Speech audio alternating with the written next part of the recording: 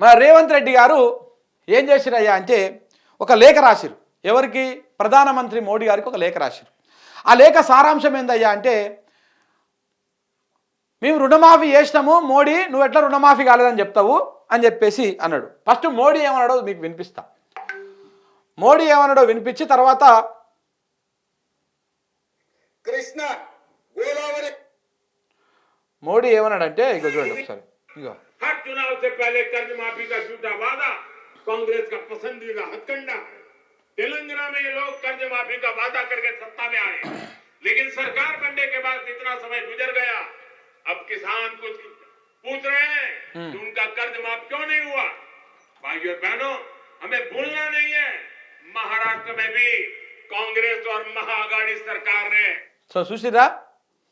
So ఇదే కథ. Congress party అధికారంలోకి రాకముందుకు హామీ ఇచ్చింది, హామీ రాగానే 2 లక్షల రుణమాఫీ చేస్తా అని చెప్పింది. ఇప్పుడు వాళ్ళని మోసం చేసిందని చెప్పేసి మొన్న శనివారం రోజు మహారాష్ట్రలో జరిగినటువంటి ఎన్నికల ప్రచారంలో మోడీ గారు మాట్లాడడం జరిగింది, ప్రధానమంత్రి మోడీ గారు. దీనికి మన రేవంత్ రెడ్డి గారు ఇక ఉరుకురికిలాడి ఒక లెటర్ రాసాడు. గడ్డట అంటావు, నేను మొత్తం మాఫీ చేసిన అని చెప్పేసి ఒక లెటర్ రాసాడు. ఆ లెటర్ సారాంశం ఏందో కూడా మీకు ఇక్కడ చూపిస్తా. ఇక అసలు ఈ లెటరే మొత్తం తప్పు. రాసింది నిన్న లెటరు, ఇవాళ డేట్ వేసిండు. నిన్న రాసిండ్రు 6వ తారీఖు నాడు. ఇవాళ డేట్ వేసిండు. ఏమని వేసిండు అయ్యా అంటే, మొత్తం మేము 3 విడతలుగా రుణమాఫీ చేసినాము. మోడీకి లెటర్ రాసిండు నిన్న. అయ్యా మీరు చెప్పింది అబద్ధం ప్రధానమంత్రి గారు, మేము 3 విడతలుగా రుణమాఫీ చేసినాము.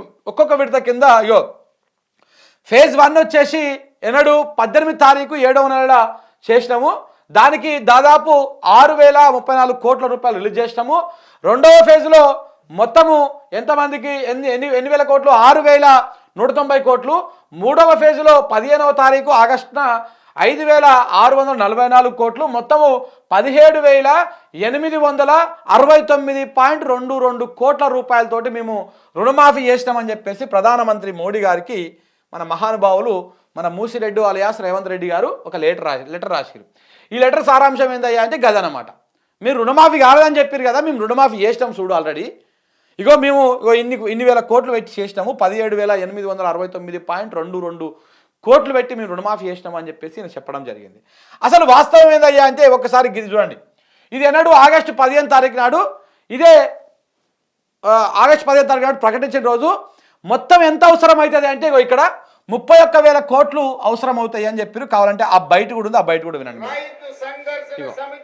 15 తారీఖు రైతు డిక్లరేషన్ లో తెలంగాణ రాష్ట్ర రైతాంగానికి 2 లక్షల వరకు రైతు రుణమాఫీ చేస్తామని చెప్పి మన అభిమాన నాయకుడు శ్రీ రాహుల్ గాంధీ గారు ఇచ్చిన మాటకు తెలంగాణకు వచ్చి మనకు ఇచ్చిన గ్యారెంటీకి కట్టుబడి 8 నెలలు తిరగకంటే ముందే తెలంగాణ రాష్ట్రంలో ఉన్న లక్షలాది మంది రైతాంగానికి 2 లక్షల రూపాయల రుణమాఫీ 31,000 కోట్ల రూపాయలను వారికి రుణ విముక్తులను చేసి బ్యాంకుల నుంచి వాళ్లకు స్వేచ్ఛను ప్రసాదించి నా తెలంగాణ రైతాంగం ఈనాడు తెలంగాణ రాష్ట్రంలో రుణ విముక్తులై స్వేచ్ఛా వాయువులు పీల్చుకునే విధంగా ఈనాడు కాంగ్రెస్ పార్టీ నిర్ణయం తీసుకున్నది.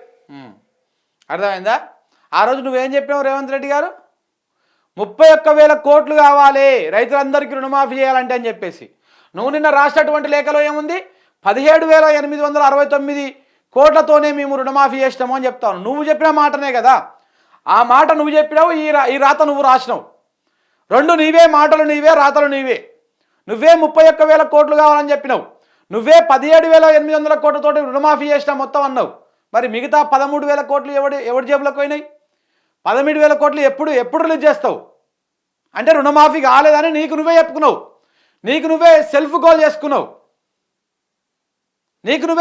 చేసుకున్నావు. కాంగ్రెస్ పార్టీ రుణమాఫీ చేయలేదు అని. వాస్తవానికి కూడా ఇక్కడ ఒక అంశము, అర్థం కాని అంశము. బేసిక్గా ఆయన ఏదో ఆరోపణలు చేసిరు. ఎవరు?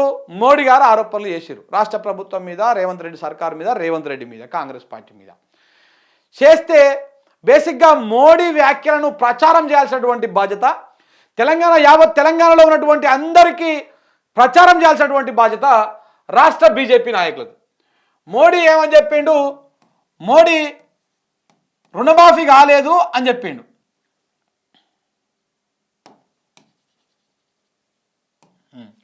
మోడీ ఏం చెప్పిండు? రుణమాఫీ కాలేదు అని చెప్పిండు. దీనికి ప్రచారం కల్పించాల్సినటువంటి బాధ్యత ఎవరిది? రాష్ట్ర బీజేపీ నాయకులది. తెలంగాణ బీజేపీ నాయకులది దీనికి ప్రచారం కల్పించాలి. కానీ ఒక్క బీజేపీ నాయకుడు దీని గురించి మాట్లాడలే. ఒక్క బీజేపీ నాయకుడు మోడీ చేసినటువంటి వ్యాఖ్యలను ఒక్క బీజేపీ నాయకుడు కూడా మాట్లాడలే. రఘునందన్ రావు మాట్లాడలే. ధర్మపురి అరవింద్ మాట్లాడలే. ఇంకెవరు? బండి సంజయ్ మాట్లాడలే. ఆయన కిషన్ రెడ్డి మాట్లాడలే. ఈటల రాజేందర్ గారు మాట్లాడలే. ఎందుకంటే వీళ్ళందరూ కూడా రేవంత్ రెడ్డి సర్కార్కు RRR అలియాస్ మూసిరెడ్డి, ఈ రేవంత్ రెడ్డి సర్కార్కు వీళ్ళందరూ ఒత్తాసు పలుకుతా ఉన్నారు బీజేపీ నాయకులు. వీళ్ళే కాదు, బీజేపీ సోషల్ మీడియాలో ఉన్నటువంటి హ్యాండిల్స్ కూడా మరి ఎందుకు కాంగ్రెస్ మీద వాళ్ళకి అంత ప్రేమ పుట్టుకొస్తుందో నాకు అర్థం కావట్లేదు. బేసిక్గా కాంగ్రెస్ బీజేపీ అనేది జాతీయ స్థాయిలో దేశం అంతా కూడా బద్ద వ్యతిరేకమైనటువంటి సిద్ధాంతాలతో ఉన్నటువంటి పార్టీలు. తెలంగాణ వచ్చేసరికి ఈ బీజేపీ కాంగ్రెస్ కలిసి బీఆర్ఎస్ మీద పడతా ఉన్నాయి. కానీ ఎందుకో బీజేపీ కాంగ్రెస్ మీద ఫైట్ చేస్తలేదు. మరి ఇదేం విచిత్రమో, ఇదేం విచిత్ర వైఖరో, ఇదేం అక్రమ సంబంధమో అర్థమైతలేదు. నిజంగా చాలా వరకు అర్థమైతలేదు. ఒక్క బీజేపీ నాయకుడు కూడా ప్రధానమంత్రి మోడీ గారు చేసినటువంటి వ్యాఖ్యలు, రాష్ట్రంలో రుణమాఫీ కాలేదు అని చెప్పేటువంటి వ్యాఖ్యలను ఒక్క బీజేపీ నాయకుడు కూడా మాట్లాడుతున్నాడు. ఆడికో ఇడికో మాట్లాడుతున్నది ఎవరయ్యా అంటే ఏలేటి మహేశ్వర్ రెడ్డి. ఈ ఏలేటి మహేశ్వర్ రెడ్డి ఒక్కడు మాట్లాడుతూ ఉన్నాడు. ఆయన ఒక్కడు ఫైట్ చేస్తూ ఉన్నాడు. ఆ దీక్షలు పెట్టింది కూడా ఆయననే. మిగతా వాళ్ళు ఎవ్వరు మాట్లాడతారు, అంత సైలెంట్ మోడ్లో ఉన్నారు.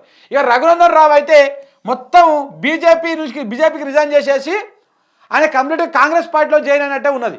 సురేఖకు ఎనలేని మద్దతు ఇస్తూ ఉంటాడు, రేవంత్ రెడ్డికి మద్దతు ఇస్తూ ఉంటాడు. అదేందో మరి అదేం విచిత్రమైనటువంటి సంబంధం నాకు అర్థం కావట్లేదు రేవంత్ రెడ్డికి రఘునందన్ రావుకు ఉన్నది. అసలు దాంట్లో బీజేపీ వాళ్ళ వీళ్ళు కాంగ్రెస్ వాళ్ళు అన్నది అర్థం కాని పరిస్థితి. కాబట్టి ఈ బీజేపీ నాయకులు మొత్తము మోడీ చేసినటువంటి వ్యాఖ్యలను ప్రచారం చేయడంలో ఫెయిల్ అవుతా ఉన్నారు. ఈ నేపథ్యంలో అసలు మోడీ చేసినటువంటి వ్యాఖ్యలు ఆడనో ఏడనో మనలాంటి ప్రచారం చేయడం తప్ప ఎవరు కూడా పెద్దగా ప్రచారం చేయలే. ప్రజలకు కూడా పెద్దగా ఎక్కడ తెలవలే. మోడీ కూడా చెప్పిండు రైతు రుణమాఫీ కాలేదు అన్నటువంటి విషయం. మోడీ కూడా చెప్పిండు తెలంగాణలో రైతులను మోసం చేసింది కాంగ్రెస్ పార్టీ అన్నటువంటి విషయము ఎక్కడ ప్రచారం కాలే. కానీ నిన్నటికెళ్ళి బాగా ప్రచారం అవుతుంది. ఎందుకంటే ఇది లేఖ రాసింది కాబట్టి. మరి ఈ లేఖ ఎందుకు రాసిండు రేవంత్ రెడ్డి అర్థమవుతలేదు. కాంగ్రెస్ పార్టీని మొత్తం బొందబెట్టే కార్యక్రమం చేస్తా ఉన్నాడా, లేకపోతే కాంగ్రెస్ పార్టీ మీద చిత్తశుద్ధితో లేఖ రాసిండా? జనం చర్చించుకోనటువంటి విషయాన్ని, జనం మర్చిపోయినటువంటి విషయాన్ని, జనం దృష్టికి రానటువంటి విషయాన్ని లెటర్ రాసి ఇప్పుడు ప్రజల మొత్తం మళ్ళొకసారి కాంగ్రెస్ పార్టీ రైతు రుణమాఫీ చేయలేదు. అవును, నిజమే, వాస్తవమే.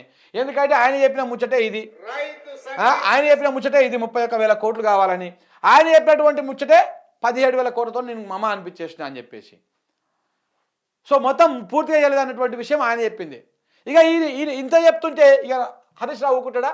సమయం దొరికితే అస్సలు ఊకోడు హరీష్ రావు. ఇక చూడు, రుణమాఫీ భాగవతం బయటపడ్డది. సీఎం లేఖలో అవాస్తవాలు.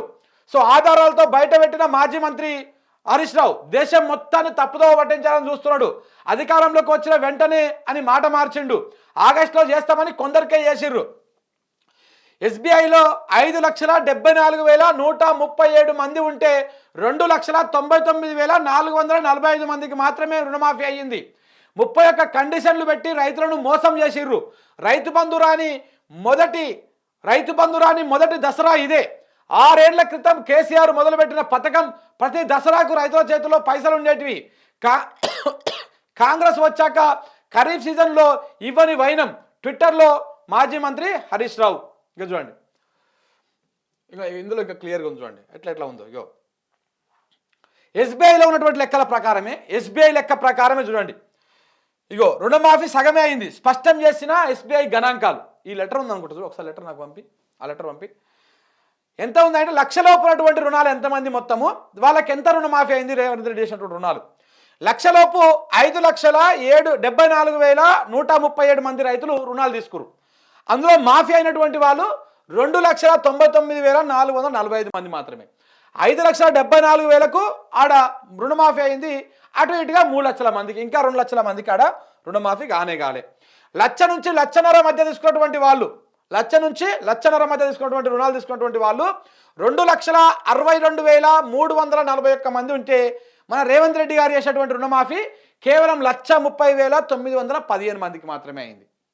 ఇంకా 1,50,000 నుంచి 2 లక్షలు ఉన్నటువంటి వాళ్ళు 1,65,607 మంది రైతులు 1,50,000 నుంచి 2 లక్షలు తీసుకున్నటువంటి రుణాలు ఉన్నటువంటి వాళ్ళు ఉంటే, ఆయన రుణమాఫీ చేసింది కేవలం 65,321 మందికి మాత్రమే. ఇక 2 లక్షలు ఆ పైన తీసుకున్నటువంటి వాళ్ళు 89,373 మంది ఉంటే, ఇప్పటిదాకా ఒక్కరికి కూడా రుణమాఫీ చేయలే, సమాచారం ఇస్తలేరు వాళ్ళు అడిగినా కానీ. ఇది ఆయన చేస్తున్నటువంటి కథ. ఇంకో ఇక్కడ క్లియర్గా అదే ఇప్పుడు నేను చెప్పిన అంశమే ఇందులో ఉన్నది. సో కాబట్టి ప్రజలారా అర్థం చేసుకోండి, రుణమాఫీ అనేది రేవంత్ రెడ్డి సెల్ఫ్ గోల్ చేసుకున్నాడు.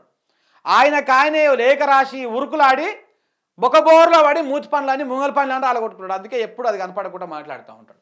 సో కాబట్టి ఇగో దేశాన్ని నిండా ముంచేటువంటి కార్యక్రమం ఈ కాంగ్రెస్ పార్టీ చేస్తూ ఉంది. హర్యానాలో కూడా గింతే. ఒక్కసారి హర్యానాలో ఏవో 6 గ్యారెంటీలో 7 గ్యారెంటీలో ప్రకటించారు. అవి చూస్తే మొత్తం అభూత కల్పనలు, ఏం మామూలుగా ఉండదు అసలు. మొత్తం అరచేతిలోనే వైకుంఠం కాదు, అన్ని కైలాసం వైకుంఠం అన్నీ చూపిస్తారు వాళ్ళు. అంత అద్భుతంగా ఉంటుంది అనమాట ఆ మేనిఫెస్టో. తీరా అమలైతే ఇప్పుడు కర్ణాటకలో హామీలు ఇచ్చిర్రు, అక్కడ గెలిచినాక కానీ ఆ ప్రజలకు అర్థం కాలే, ఓర్ని అమ్మాయి కాంగ్రెస్ పెద్ద బేకార్ పార్టీ, ఇది మొత్తం మోసం చేస్తుంది అని. తెలంగాణలో 6 గ్యారెంటీలు ఇచ్చిర్రు, కర్ణాటకలో 5 గ్యారెంటీలు ఇచ్చిర్రు, గెలిచినాక వాళ్ళకి 5 గ్యారెంటీల కథ ఏందో అర్థమైపోయింది. తెలంగాణలో 6 గ్యారెంటీలు ఇచ్చిర్రు, దాంట్లో 13 హామీలు పెట్టిర్రు. అప్పుడు గెలవక ముందుకే మొత్తం ఆకాశంలో ఎగిరిరు మన తెలంగాణ ప్రజలు. గెలిచినాక ఈయన భాగవతం ఏందో ఇప్పుడు అర్థమవుతా ఉంది కాంగ్రెస్ పార్టీ. అరే ఇంత బేకార్ పార్టీది, ఉన్నది పోయింది ఉంచుకున్నది పోయింది, కేసీఆర్ ఉన్నప్పుడు అవో ఇవో వచ్చేటివి ఇప్పుడు ఏం వస్తలేవని చెప్పేసి ఇప్పుడు తెలంగాణ ప్రజలకు అర్థమవుతా ఉంది. ఇక నెక్స్ట్ హర్యానాలో నిన్న ఎగ్జిట్ పోల్ చూస్తే హర్యానాలో కూడా కాంగ్రెస్ పార్టీ అధికారంలోకి వస్తుంది అని చెప్పేసి వస్తూ ఉన్నాయి ఎగ్జిట్ పోల్స్. మరి చూడాలి ఏముంటుందో అనేది. ఒకవేళ అక్కడైనా గెలిస్తే సేమ్ అంతే. అక్కడ కూడా ఇక్కడ హామీలు ఏ విధంగా అయితే బిస్కెట్ అయినాయో అక్కడ కూడా హర్యానాలో కూడా గట్లానే హామీలు బిస్కెట్ అయితే అప్పుడు ఆ ప్రజలకు తెలుస్తుంది. అప్పుడు ఆ ప్రజలకు తెలుస్తుంది. ఎందుకంటే మొత్తం అన్ని అబద్ధాలే, పొట్టగో అన్ని ఆ పేపర్ తిప్పితే అబద్ధాలే, అన్ని అబద్ధాలు చెప్పేసి వీళ్ళు పరిపాలన చేసేటువంటి ప్రయత్నం చేస్తూ ఉన్నారు.